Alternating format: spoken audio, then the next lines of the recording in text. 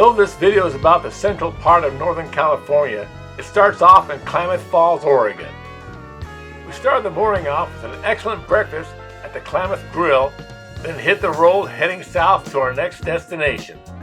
Not too long after crossing back into California, we came to our objective, Lava Beds National Monument.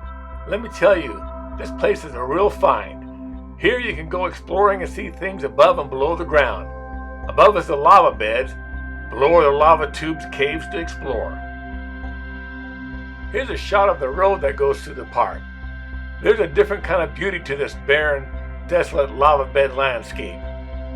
If you decide to go to this park, make sure you stop off at the visitor center. There you can pick up a flashlight and hard hats if you want to go into the caves. Plus they have an exhibit of a chunk of pumice rock floating in water. This type of lava rock is so porous, it's low in density and allows it to float on the water. As you can see, I got a real kick out of it. Here's the first lava tube cave we went into, Mush Pot. It's located really close to the visitor center. Here's a shot of the stairs leading down into the Mush Pot lava tube cave. Oh, by the way, Mush Pot is the only lava tube there with artificial lighting installed. In all the other caves, you're on your own. But even with this lighting, it's a good idea to watch your head. Ow! Here's a picture of Marion in the cave. And here I am in the same spot, Low Bridge. Next we decided to investigate the lava tube called Skull Cave. This cave was a lot bigger and longer than the Mush Pot cave. No worries about banging your head on this one, even though there were no lights. Here's a picture of Marion by the entrance to give you some idea of the size of it. The farther I went, the darker and creepier it got. The only light was the light from my flashlight. I'm in Skull Cave. Way down the bottom, it's pitch black with the lights out. Time for a little magic trick. Now you see me. Now you don't.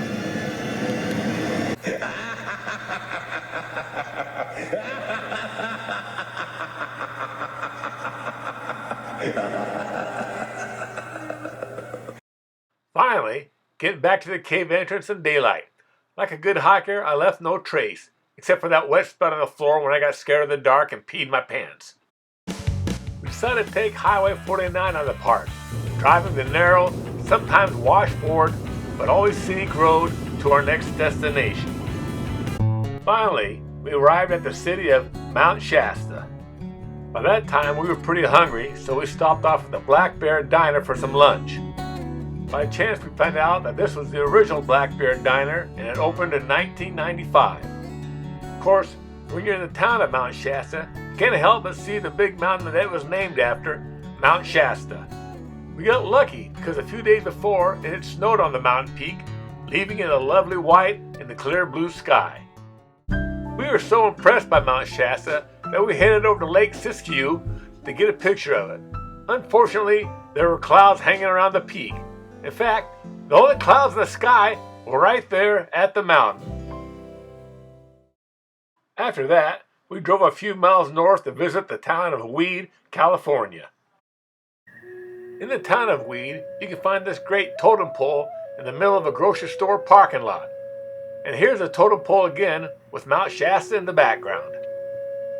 Right now, you're probably snickering at the thought of a town called Weed. Well, actually, it's named after the founder of the local lumber mill, Abner Weed, not that funny cigarette that gives you the munchies. Now, you would think that the people of town would be a bit upset that the name of the town is associated with a psychoactive drug. But fortunately, they have a sense of humor about it, as you can see by this sign for the city. In fact, here's another great sign. Here's a close-up of that sign, and another close-up. After that, we found a motel in town with a nice view of Mount Shasta and hit the hay. The next morning, we headed over to the High-Low Motel and Cafe for some breakfast. Here's a look inside the High-Low Cafe, and here's a shot of our breakfast. Can you go wrong with delicious pancakes, eggs, and country-style potatoes? I don't think so. These coffee cups were on display inside the cafe. Proof again that it's a wise man, or city, that doesn't take itself too seriously. After breakfast, we headed south, with Mount Shasta almost always in view. Our first stop was to see Lower McCloud Falls.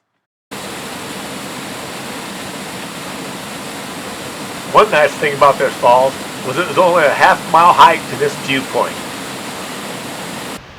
A little farther down the road, we stopped off to see Bernie Falls. It too is a short hike. You can hear the falls in the distance. This is our first view of Bernie Falls. That's a 129-foot drop from top to bottom.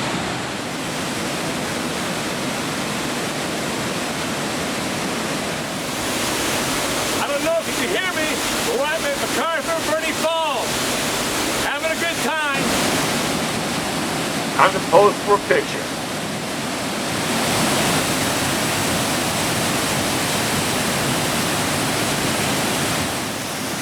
Lucky enough to catch a little rainbow action.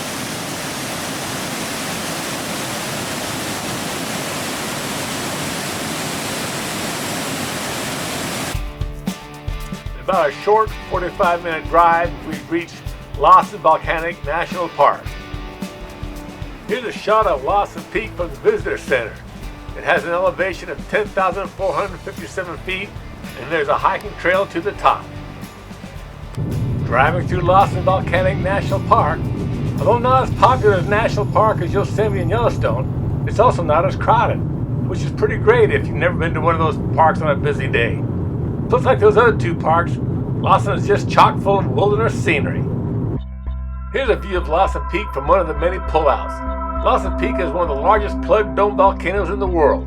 Since 1921, the peak has remained quiet, but is still considered to be an active volcano. A couple pictures of Lassen Peak erupting around 1914 and 1915. Next, we stopped off at a meadow in Lassen National Park to take a look around. Little meadows here at Lassen Volcanic National Park. That's Mount Lassen in the background. I really love that little stream that wound its way through the meadow. We drove a little ways in the park, and now I'm looking down at the meadows that I was just standing in. That's the spot right there, right in the middle of the picture. This is such a beautiful drive through the park. Here the road's heading towards Lassen Peak. This is Helen Lake, and once again, Lassen Peak. Now we come to one of my favorite parts of Lassen National Park, and that's the Sulphur Works area. This is the easiest part of the park's hydrothermal area to access. Hydrothermal, wow, that's a big word. It means hot water. Stay safe and stay on the trail or boardwalk. The land might look solid, but the thin crust might be hiding pools of boiling water or mud, just like this. This area is described as an otherworldly place of vibrant colors, pungent scents, and shifting ground. Did they say pungent scents? Well, if the smell of rotten egg is your thing, then this place is right up your alley. We had one more stop to make at Lassen National Park, and that was the Visitor Center at the south entrance. We didn't stop for the displays there, although I'm sure they were interesting, but because we both had to use the restroom. The urinal seemed clean enough, except for that one spot of dirt on it. But upon closer inspection, I discovered it wasn't dirt, but a bee painted on it. I figured it was for us guys to check out our marksmanship. So, I'm not bragging or anything, but I qualified at the highest level. Expert rifleman. After that, we headed east about 65 miles to the town of Susanville, California. There we stopped for the night and got ready for the next day. The next morning, we walked from our motel right next door to the Lumberjack restaurant for delicious breakfast. You can't miss the place. It's the one with the giant lumberjack standing outside. I'm a lumberjack and I'm okay. I sleep all night and I work all day. He's a lumberjack and he's okay. He sleeps all night and he works all day. It wasn't too long and we crossed the border into the state of Nevada. And it wasn't too long after that we got to the city of Reno. Here's the famous Reno sign, the biggest little city in the world. Besides the sign of casinos, Reno is also known for its murals. Here's a really nice one right here. While we were there, some sort of a huge motorcycle convention was going on. I spotted this one at a stoplight and really admired the paint job on it.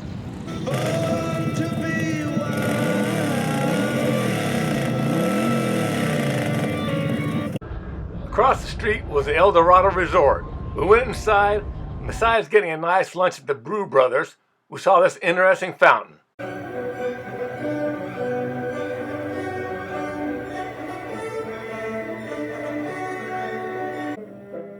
Back outside, we made this great discovery: giant poker chips. I thought I'd struck it rich. The only problem was the chips were too heavy for me to pick up and bring to the casino. After that, we headed to the little town of Truckee and Lake Tahoe. On the way, we passed by this great old-fashioned gas station. Finally, we got to our destination just outside of Truckee, the Donner Memorial State Park. Make sure you stop by the visitor center to see some great exhibits and learn the story of the Donner Party. You remember the Donner Party, don't you? Traveling by wagon train, the party took a supposed shortcut, and after several mishaps and delays, became stranded and snowbound in the Sierra Nevada mountain range. Running out of food, several members of the party had to resort to cannibalism to survive. Out of the 81 members of the Donner Party, only 45 survived that winter. Outside of the visitor center is this impressive statue dedicated to the Donner Party tragedy. After that, we left Truckee and headed for South Lake Tahoe. It should have taken about a little over an hour to drive, but it was Saturday afternoon, and it seemed like everyone else in the county was on the road with us. The pool area at our motel had an interesting sign attached to it. By the time we found our motel, got a bite to eat, it was time to get some sleep. Early in the morning, found us at the Red Hut Waffle Shop in South Lake Tahoe. This place was a really nice find. Here's my coffee cup. Here's Marion's coffee cup for her decaf coffee. This is a picture of Marion waiting for her breakfast. And here I am. When you go to a place called the Red Hut Waffle House, you should probably order waffles. And here are my pecan waffles. Something was bothering me while I ate my waffle. There was this red door that had my attention. What was behind it? And why was it painted red? And then I realized what the problem was with me. Look at that.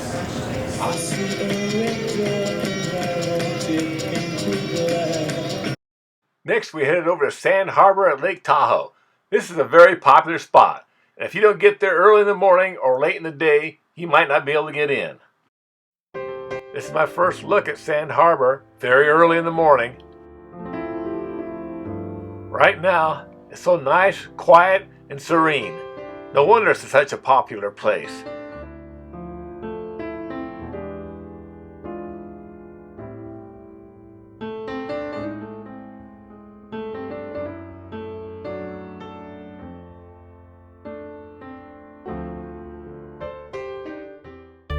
Next, we started driving to the other side of the lake in Emerald Bay.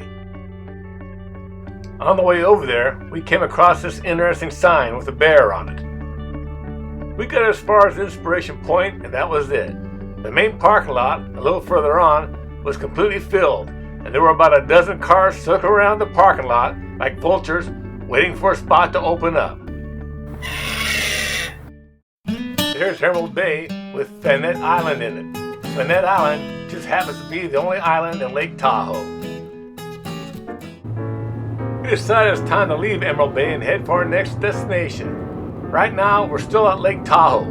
For me, driving this part of the road with a severe drop off of both sides and no barriers on it gave me a case of the yips.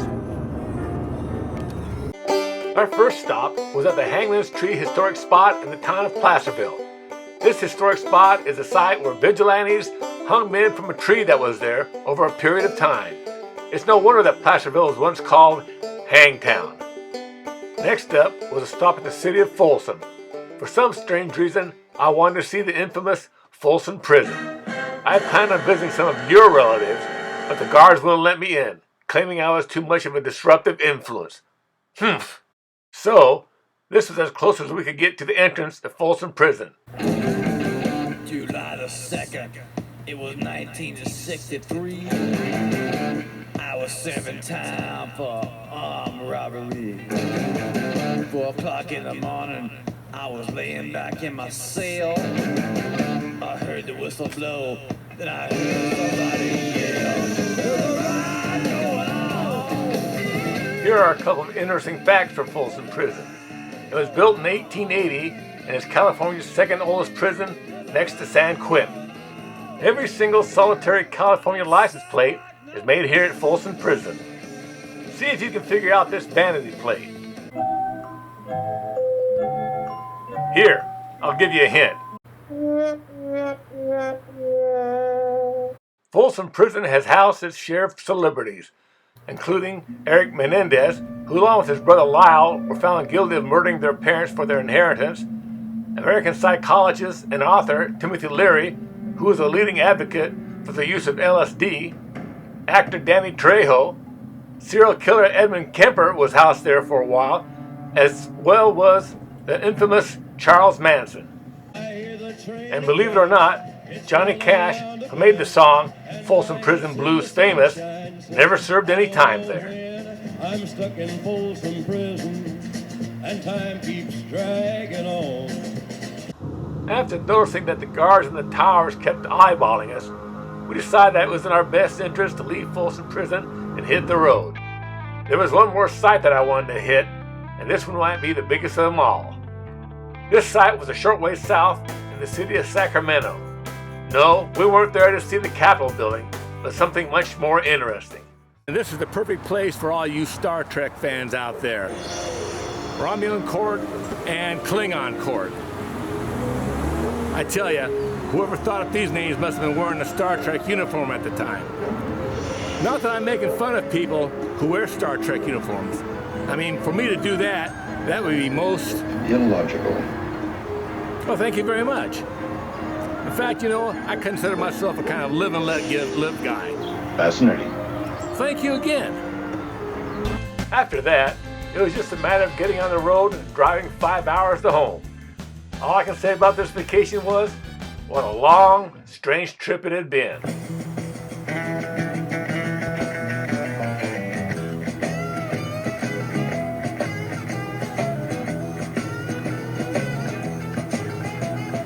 Trucking, got my chips cashed in, keep trucking, like the Doodah Man together.